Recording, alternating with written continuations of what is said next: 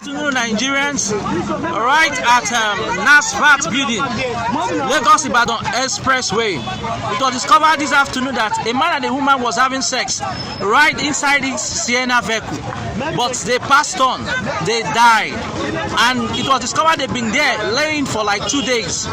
Peradventure, you know the owner of this very number or this very Sienna, you can contact Mowe Police Station for necessary information. Thank you very much. It's very obvious here that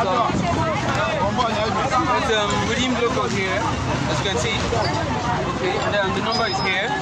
All right, and it must have been a contractor. Okay.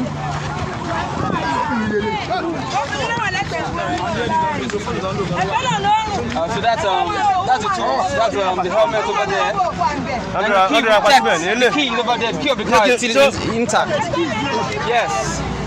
So, peradventure, you know anybody like that, you can,